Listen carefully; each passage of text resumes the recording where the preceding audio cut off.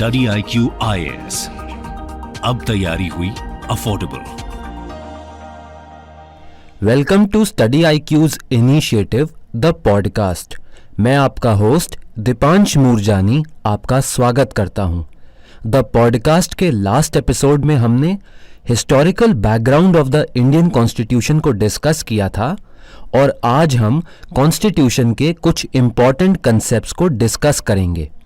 कुछ कंसेप्ट्स ऐसे होते हैं जो एग्जामिनेशन पॉइंट ऑफ व्यू से काफ़ी इम्पॉर्टेंट होते हैं और स्टूडेंट्स को इन्हें समझने में काफ़ी कंफ्यूजन भी होता है।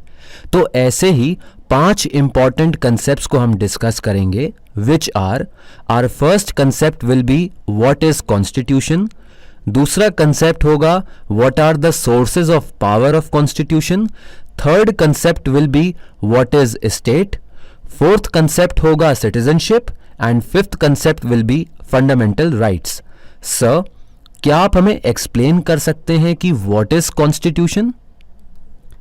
कॉन्स्टिट्यूशन एक डॉक्यूमेंट है जिसमें एक कंट्री या स्टेट के गवर्नेंस के रूल्स और रेगुलेशंस होते हैं जो सिटीजन्स और गवर्नमेंट के बीच में एक सोशल कॉन्ट्रैक्ट की तरह एक्ट करता है। सबसे पहले हम कॉन्स्टिट्यूशन के रोल के बारे में बात करेंगे। कॉन्स्टिट्यूशन एक कंट्री या स्टेट के गवर्नमेंट के पावर्स, रिस्पॉन्सिबिलिटीज और सिटीजन्स के राइट्स को डिफाइन करता है। यह डॉक्यूमेंट बहुत ज़रूरी होता है एक कंट्री या स्टेट में स्टेबिलिटी और डेमोक्रेसी को मेंटेन करने के लिए। अब हम कॉन्स्टिट्यूशन के कुछ फंक्शंस के बारे में बात करेंगे। कॉन्स्टिट्यूशन एक कंट्री या स्टेट के गवर्नमेंट के स्ट्रक्चर्स, पावर और प्रोसेसेस को डिफाइन करता है। ये डॉक्यूमेंट जुडिशरी, लेजिस्लेटिव और एग्जीक्यूटिव ब्रांचेस जो कि गवर्नमेंट के 3 ऑर्गन्स होते हैं उनके बीच में पावर बैलेंस मेंटेन करता है। सर, जैसा कि आपने बताया कि कॉन्स्टिट्यूशन में वो रूल्स एंड रेगुलेशंस होते हैं जो किसी कंट्री की डेमोक्रेसी के मेंटेनेंस के लिए ज़रूरी होते हैं, तो क्या इन रूल्स एंड रेगुलेशंस को हम चेंज कर सकते हैं over a period of time? Constitution के बारे में एक इम्पॉर्टेंट बात है कि ये चेंज भी हो सकता है।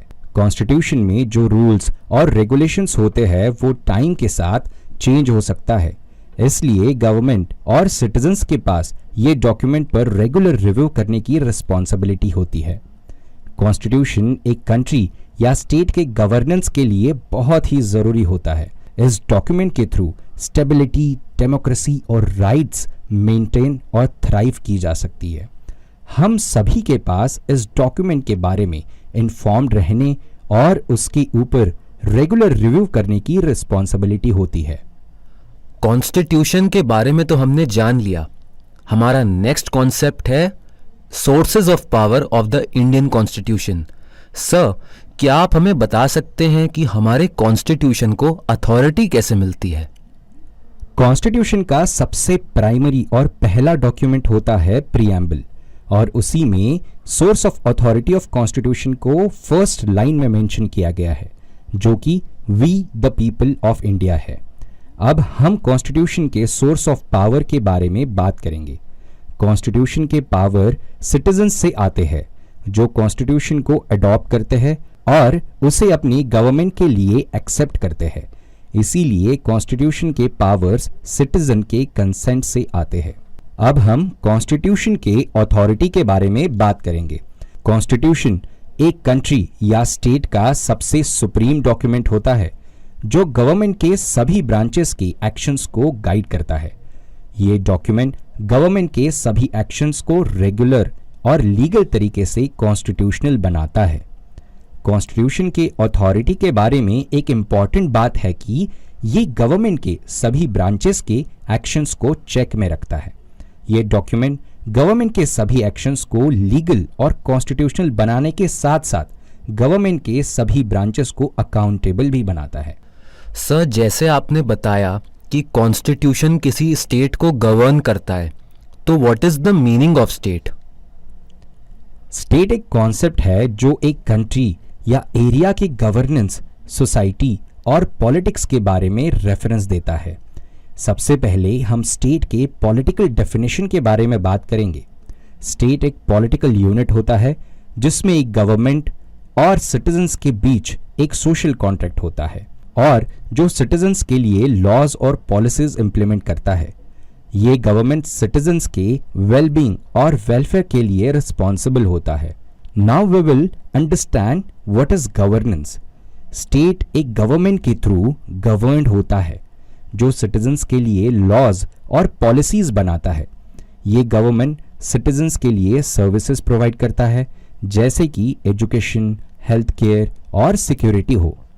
अब हम स्टेट के ज्योग्राफिकल डेफिनेशन के बारे में बात करेंगे। स्टेट का एक डिफाइंड ज्योग्राफिकल एरिया होता है जिसमें स्टेट को पूरी सॉवरेंटी होती है to make any decision in the national interest. अब मैं स्टेट के 3 इंपॉर्टेंट एलिमेंट्स को दर्शाऊंगा।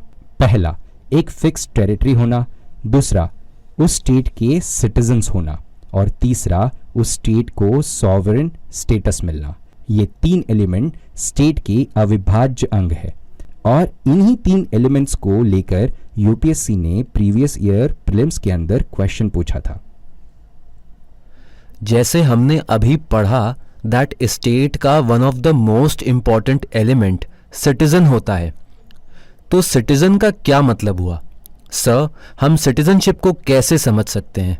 सिटीजनशिप एक ऐसा स्टेटस है जो एक ह्यूमन बीइंग को रिकॉग्नाइज करता है under law as being a legal member of that sovereign state. जैसे कि इंडिया की citizenship under article 5 to article 11 define की गई है, तो उसके द्वारा इंडियन सिटीजन्स को अपना स्टेटस मिलता है।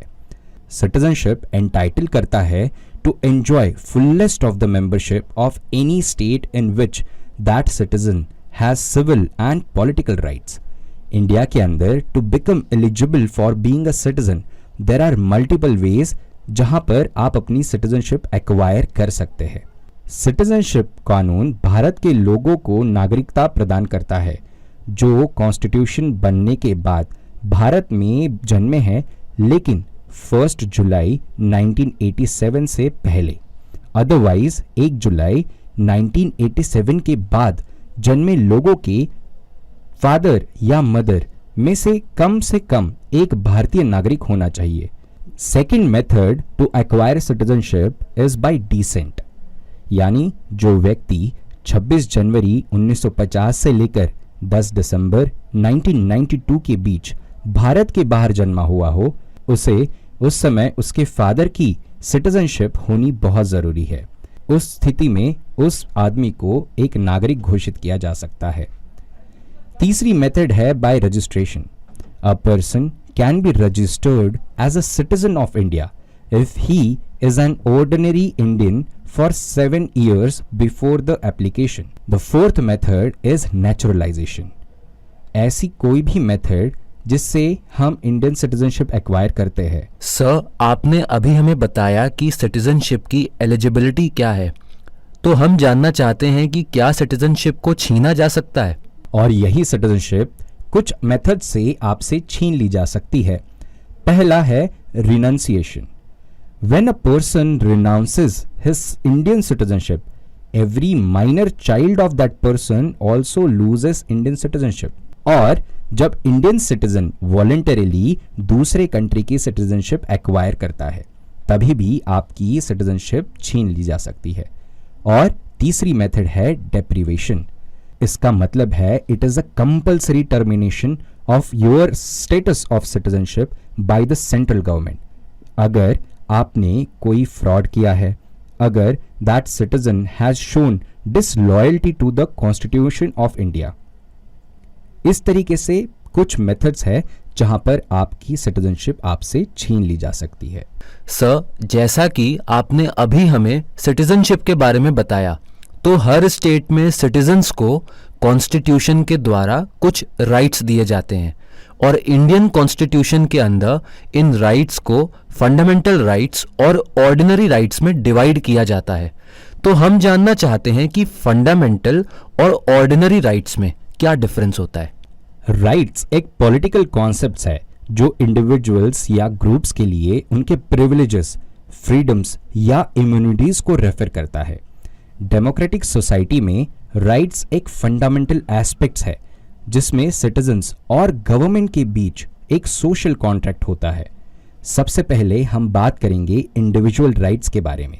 इंडिविजुअल राइट्स जिन राइट्स को प्रोटेक्ट करता है, जो इंडिविजुअल के ऑटोनॉमी और फ्रीडम को प्रोटेक्ट करता है। ये राइट्स जैसे कि फ्री ऑफ स्पीच, प्राइवेसी और फेयर ट्रायल की राइट्स है। अब हम बात करते हैं कम्युनिटी के लिए जो राइट्स होते हैं, जिनको कलेक्टिव राइट्स भी बोला जाता है। कलेक्टिव राइट्स जो राइट्स है जो ग्रुप्स के वेलबींग और वेलफेयर को प्रोटेक्ट करता है, जैसे कि एजुकेशन की राइट, हेल्थ केयर की राइट और क्लीन एनवायरनमेंट की राइट। राइट्स के बारे में एक इम्पॉर्टेंट बात है कि ये एब्सोल्यूट नहीं होते, बल्कि इंडिविजुअल्स के राइट्स और कम्युनिटी के राइट्स के बीच बैलेंस होता है। गवर्नमेंट का रोल है कि ये बैलेंस मेंटेन किया जाए और सभी सिटीजन्स के लिए उनके राइट्स का यूज करने का मौका मिले। अब मेन कॉन्सेप्ट्स की बात करते हैं, जहां पर आपने पूछा what is the difference between ordinary और legal rights versus fundamental rights. Fundamental rights जो कि प्रोटेक्टेड और गारंटेड होते हैं by constitution of the country, वहीं पर लीगल राइट्स को ऑर्डिनरी लॉ के थ्रू प्रोटेक्ट किया जाता है। फंडामेंटल राइट्स को अमेंड करने के लिए कॉन्स्टिट्यूशन को ही अमेंड करने की ज़रूरत होती है। वहीं पर ऑर्डिनरी प्रोसेस के साथ हम लीगल राइट्स यानी कि ऑर्डिनरी लॉज को चेंज या अल्टर कर सकते हैं। फंडामेंटल राइट्स इंडियन कॉन्स्टिट्यूशन का एक बेसिक हिस्सा है, यानी कि fundamental right is a basic structure of Indian constitution. Fundamental rights can not be waived of an individual. हालांकि कुछ इमरजेंसी कंडीशंस के अंदर इनको कर्टेल जरूर किया जा सकता है, बट ऑर्डिनरी राइट्स को हम कभी भी वे ऑफ कर सकते हैं। Fundamental right, if these are violated then an individual can move to a supreme court और हाई कोर्ट डायरेक्टली। बट अगर आपका कोई लीगल या ऑर्डिनरी राइट वायलेट होता है तो आपको ऑर्डिनरी कोर्ट में पहले जाना होगा। तो हम कह सकते हैं कि राइट्स किसी भी डेमोक्रेसी का फाउंडेशन होते हैं और फ्रीडम की गारंटी भी, इसलिए इन्हें प्रोटेक्ट करना बहुत ज़रूरी है। लिसनर्स, आज के पॉडकास्ट में बस इतना ही। नेक्स्ट एपिसोड में हम रूल ऑफ लॉ के कंसेप्ट से स्टार्ट करेंगे। Till then stay connected with study IQ, keep studying. और आप इस पॉडकास्ट को Google podcast, Kuku FM, Spotify, Hubhopper, Apple podcast इत्यादि प्लेटफॉर्म्स पर सुन सकते हैं। लिंक्स कमेंट सेक्शन में पिन किए गए हैं। Thank you.